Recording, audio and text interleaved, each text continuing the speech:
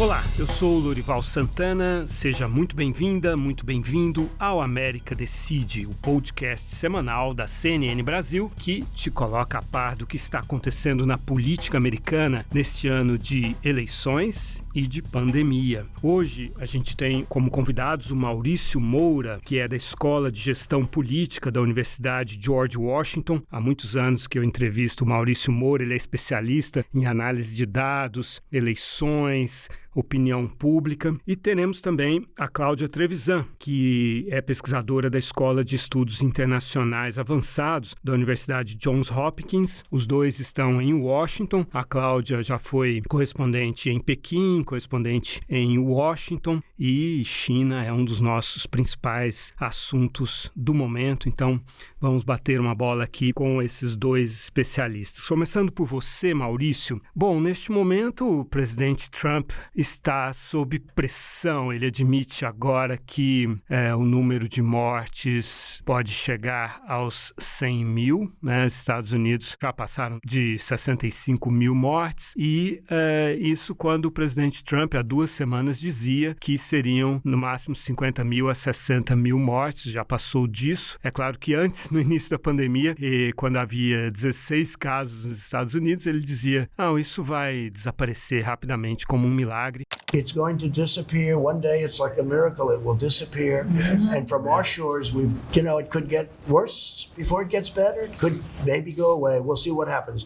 E não foi bem assim. Tem 1 milhão de casos confirmados. Os especialistas acreditam que podem ser muito mais casos pela falta de testes, né? Há uma grande subnotificação, como acontece em outras partes do mundo também. E o presidente Trump, então, escolhe a China como alvo, né, Maurício? Ataca a China, diz que o vírus saiu de lá, que os chineses são um país sofisticado, deveria ter contido o vírus, e ameaça a China com sanções, com ações aí, pode ser no campo financeiro, no campo comercial, ainda não está claro qual seria o arsenal que ele usaria. A minha pergunta para você, Maurício, tudo isso você acha que está funcionando? O presidente Trump consegue se sair desse problema, que é um problema econômico e um problema de saúde, com a sua capacidade indiscutível de deslocar os problemas para longe dele, enfim, e a sua retórica bastante eficiente? Bom, primeiro, obrigado pelo convite, Lorival, é um prazer falar com você. Sim e não, né?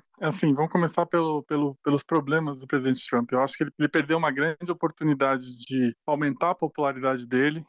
O Trump ele tem uma característica que a popularidade dele manteve muito constante ao longo do governo dele, entre 40% a 45% de aprovação, dependendo da pesquisa, dependendo do momento, né? Ele fez um trabalho de conservação, conservar e de manter a base dele ativa durante os anos de governo. E quando surgiu a pandemia, né, diversos líderes mundiais que uniram o país, fizeram um discurso de união, fizeram um discurso sério em relação ao enfrentamento do vírus, tiveram a sua popularidade um nível maior, né? São inúmeros casos, o Macron, o Boris Johnson, a Merkel, o próprio Trudeau aqui no Canadá. Isso não aconteceu com o Trump. Ele teve uma variação positiva de popularidade quando ele começou a encarar o vírus de maneira mais séria, mas depois perdeu e ele está no mesmo patamar de popularidade pré-pandemia, né? Então, assim, ele manteve a base dele. Esse discurso anti-China é um discurso que ativa a polarização, né, para a base dele. Inclusive, agora a campanha do Trump tem feito movimentos de associar o ex-vice-presidente Joe Biden, que é o potencial candidato democrata, à China, né? Eles estão fazendo isso nas propagandas que eles compram tanto nos meios digitais como nas TVs locais, então eles estão estimulando essa polarização.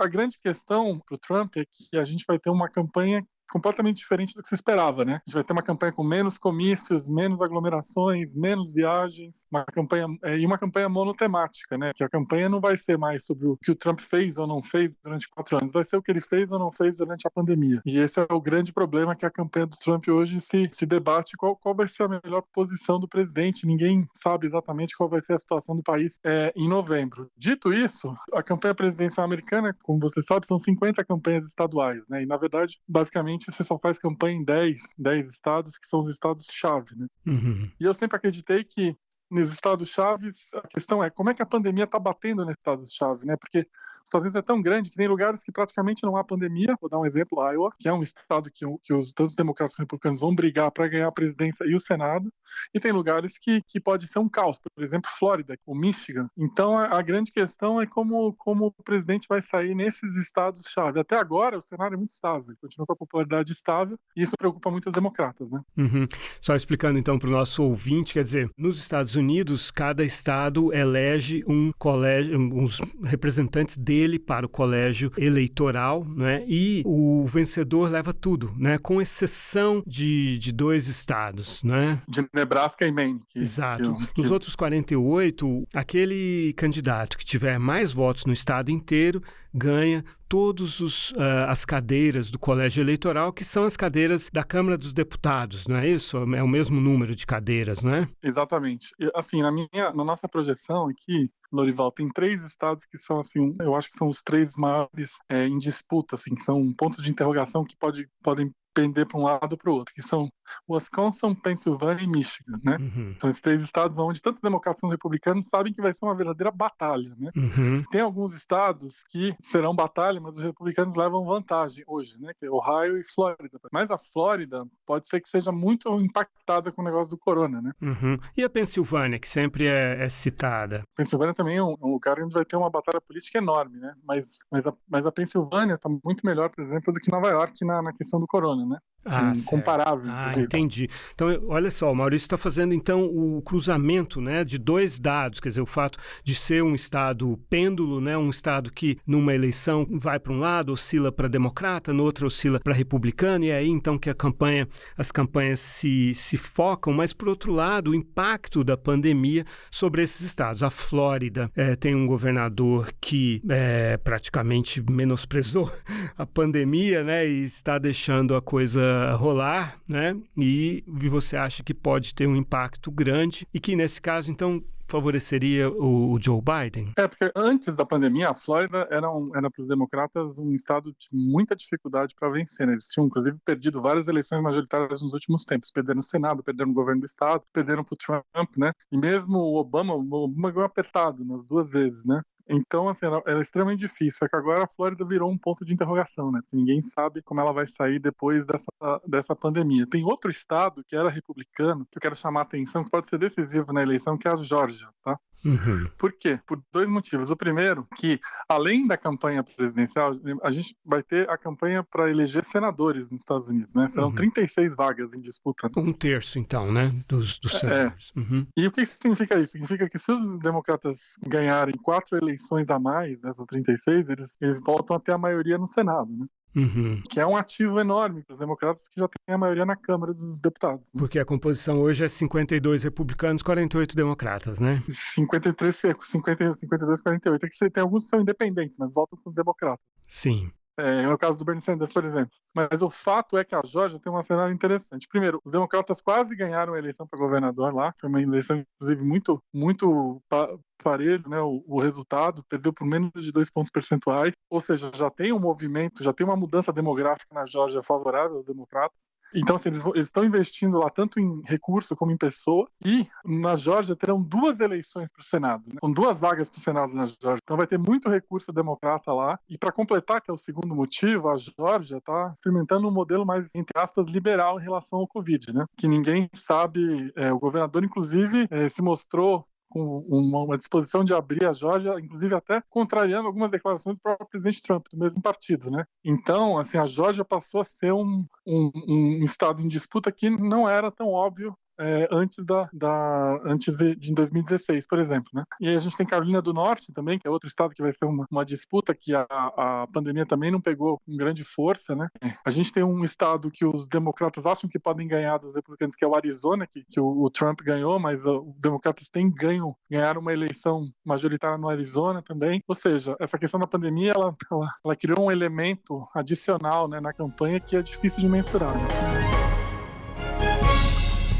Pois é, o ex-vice-presidente Joe Biden, ele disse que está considerando muitos nomes de mulheres, sabemos que será uma mulher a vice dele, né, mas que está ainda considerando vários nomes, inclusive algumas políticas negras, e certamente o grande cálculo que a campanha dele precisa fazer ao escolher essa vice, que é super importante dada a idade dele, 78 anos, ele terá 82 se ele se eleger quando terminar o primeiro mandato, né? O grande dilema provavelmente seria que voto que ele vai buscar a mais, né? Ele é um candidato moderado, democrata, tem ali um contingente de votos à esquerda dele, né, que estava apoiando o Bernie Sanders principalmente, mas também Elizabeth Warren, e tem um outro contingente de votos para ser disputado com aqueles republicanos e independentes que não estão satisfeitos com o presidente Trump. Qual você acha que deveria ser o cálculo dele? Vamos lá, os democratas trabalham, a gente está analisando muito de perto aqui 4 pilares de potenciais eleitores, tá? Eu vou chegar lá para responder a tua pergunta. O primeiro que eles querem trabalhar são os eleitores mais jovens que nunca votaram, né? Uhum. Na campanha de 2018 para o Congresso mostrou que esses eleitores mais jovens que nunca votaram fizeram a diferença para os democratas reconquistarem a maioria na Câmara, né? Então tem esse grupo de eleitores que é muito forte, né? Que eles querem reconquistar. Segundo, são eleitores que votaram no Obama, mas não foram votar na Hillary, né? E aí, tanto o eleitorado latino como o eleitorado afro-americano é um importante contingente desse grupo. Inclusive, um dos desafios da campanha do Biden é trazer o eleitor latino que votou muito fortemente no Sanders durante a primária. Tá? Tem um grupo de eleitores que existe, e aí eu vou te dizer onde está localizado, que é o grupo de eleitores que votou no Obama e depois votou no Trump. Esse é um grupo que os democratas estão mirando muito. E esse grupo responde um pouco da tua pergunta, na minha opinião pessoal. Esse grupo está muito concentrado nesses estados do meio oeste, Ohio, Pensilvânia, Michigan, Wisconsin, Minnesota. Então, assim, na minha humilde opinião, que eu não sei qual é o caminho que o Biden vai, mas na minha humilde opinião, do ponto de vista eleitoral, ele teria que buscar uma mulher do meio oeste, com comprovada êxito eleitoral. E aí, para traduzir em nomes, a gente tem duas potenciais candidatas nesse perfil que eu acho que agregariam muito para a eleição, tá? Não estou falando de governo aqui, tá, Lula? Estou falando só da eleição. Sim. Seria a atual governadora do Michigan, né, que inclusive ela está sendo testada, as respostas dela à pandemia estão sendo muito observadas pelo comando central do Partido Democrata. Sim, ela tomou uma atitude bastante rigorosa na quarentena e está sofrendo manifestações até violentas, com manifestantes chegando à capital do Michigan, com alguns até armados, né, exigindo a reabertura da economia. Ela que é uma ex-procuradora, né, de justiça. Exatamente, mas ela tem um perfil. Ela representa simbolicamente o meio oeste, né? A história de vida dela. E a gente tem uma outra opção que eu acho uma opção muito positiva também, que é a senadora Amy Klobuchar, que foi pré-candidata, que foi candidata nas primárias, né? É uma senadora por Minnesota, é uma senadora também, foi procuradora, né? Também trabalhou no Poder Judiciário e tem um track record muito grande de ganhar votos em distritos onde Trump ganhou. Então, assim, eu acho que essas duas trariam, porque eu ainda acredito que a eleição vai ser decidida nesses estados que eu te falei, apesar do corona, apesar de tudo, eu acho que ainda vai ser decidido. Porém, obviamente, né, tem uma ala do Partido Democrata que acha que o Biden devia inovar e colocar uma afro-americana como vice, para tentar estimular a base de eleitores afro-americanos em locais importantes, por exemplo, como a Geórgia, por exemplo, como a Carolina do Norte. Mas eu acho ainda que o core eleitoral da vitória democrata passa pelo meio oeste. E por um voto mais moderado, então, né?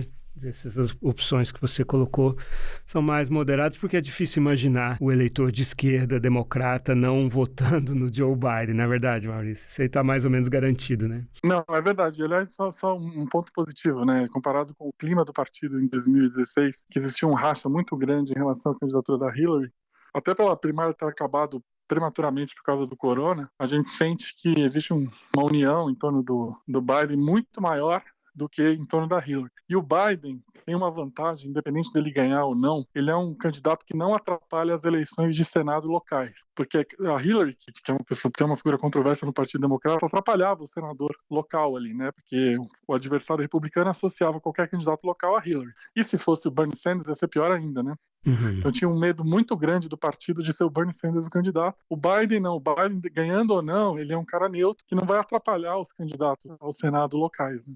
Perfeito, tem muito menos rejeição, né? Exatamente. Maurício Moura, especialista em eleições, em dados, análise de dados da política, ele que está há mais de 10 anos já nos Estados Unidos, na Escola de Gestão Política da Universidade George Washington. Muitíssimo obrigado por participar aqui do América Decide e a gente espera ter a sua participação outras vezes ao longo desse ano, Maurício. Lourival, um grande abraço. Um abraço.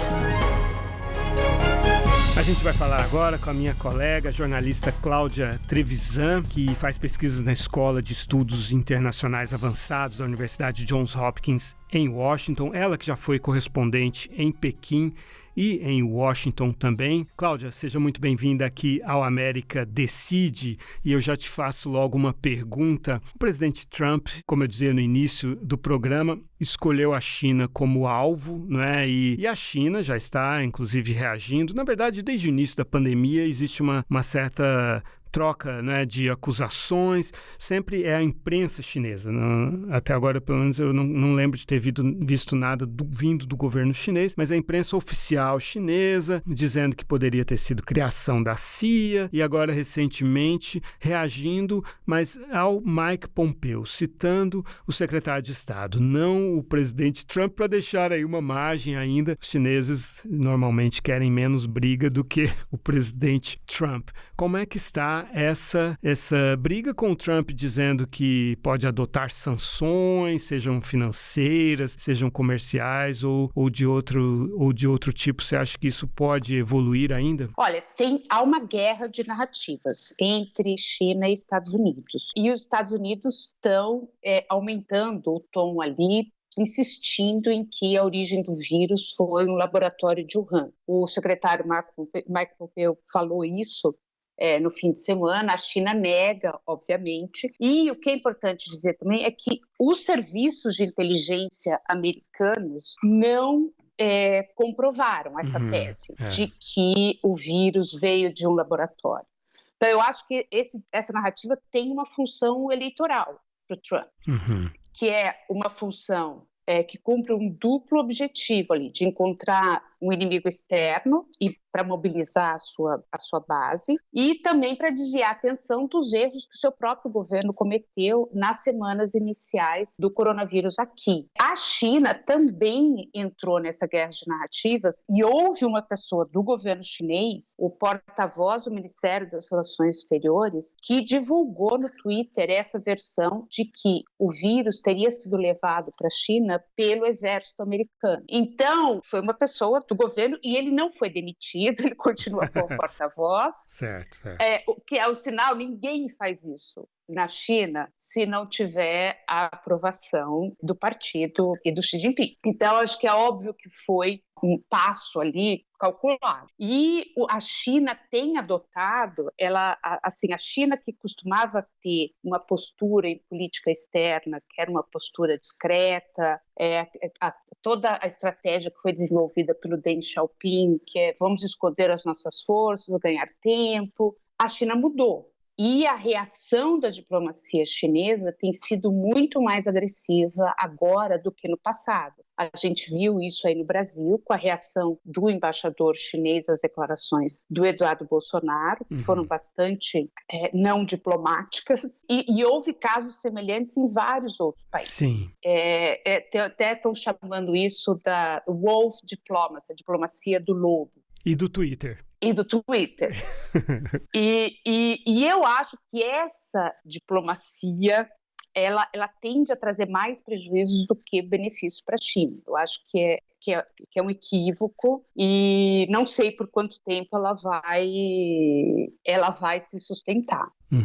Então, no fim de semana, a China até desvinculou as ações nas bolsas de valores chinesas do dólar, né? Assim, está adotando moeda digital, enfim, está buscando uma certa já, né, cada vez uma dependência menor, uma ligação menos próxima com a economia americana. Essa é uma tendência na pandemia. Acho que todos os países estão se encolhendo, buscando um pouco menos de dependência e tal, né? Uhum. Mas vamos falar da situação interna aí. O Trump, ele está já... a campanha dele fazendo comerciais de TV, tentando associar o Joe Biden à China, dizer que o Biden está ligado à China, ficou do lado da China e não do povo americano. Esse tende a ser, então, um tema nessa eleição. Sim.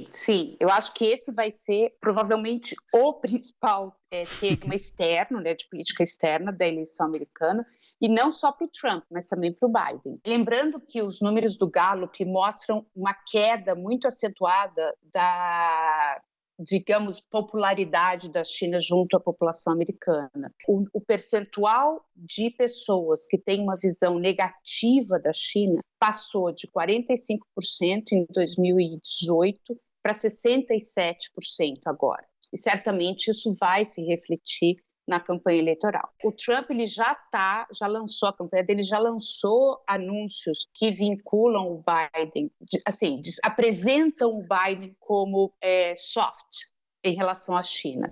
E criaram até uma hashtag chamada Beijing Biden, que acompanha esses anúncios. E o Trump usa principalmente para justificar essa posição a crítica que o Biden fez na época em que os Estados Unidos fecharam as fronteiras a outros países, incluindo a China.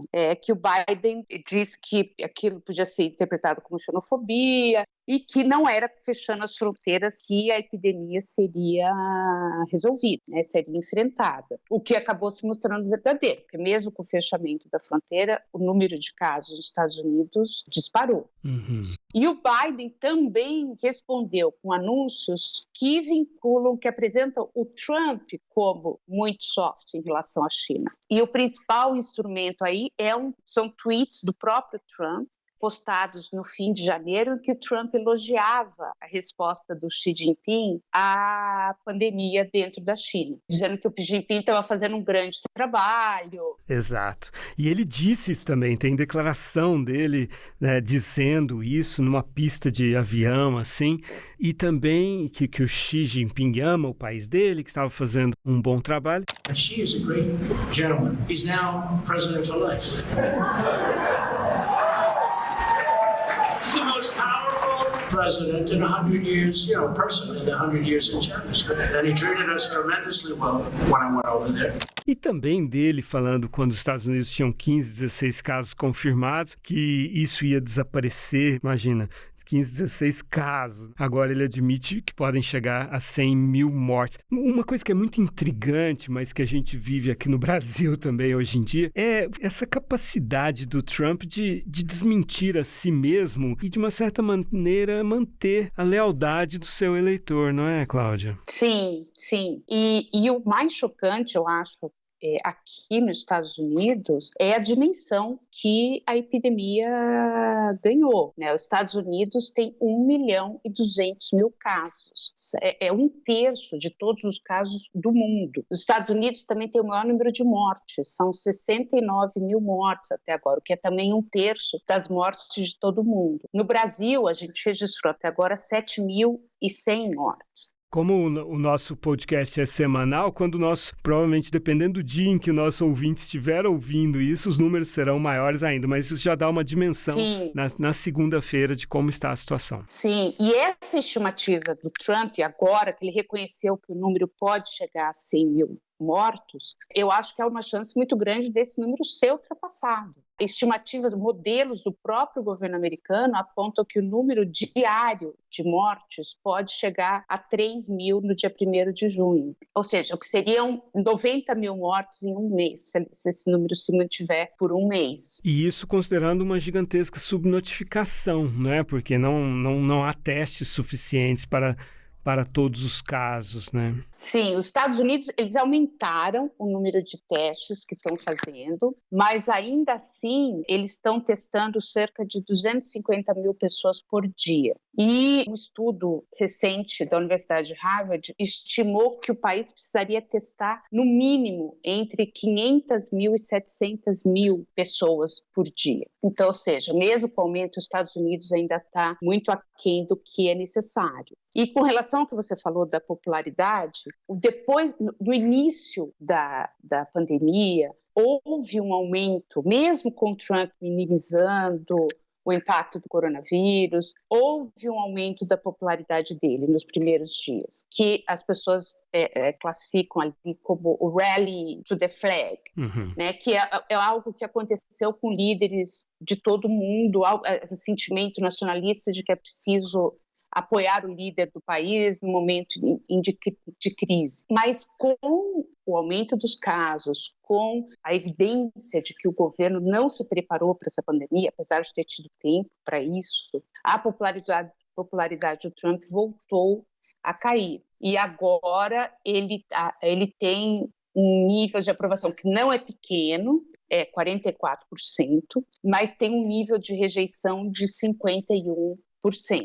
E as pesquisas eleitorais mostram que ele está atrás do Biden nacionalmente em alguns estados chaves, como Pensilvânia e Michigan. Tá certo. Ouvimos aqui a Cláudia Trevisan, jornalista e fazendo pesquisas na Escola de Estudos Internacionais Avançados da Universidade Johns Hopkins, em Washington. Cláudia, muito obrigado por participar aqui do América Decide. A gente espera ter você aqui mais vezes no nosso programa. Um grande abraço. Obrigada, Lorival. Um abraço para você.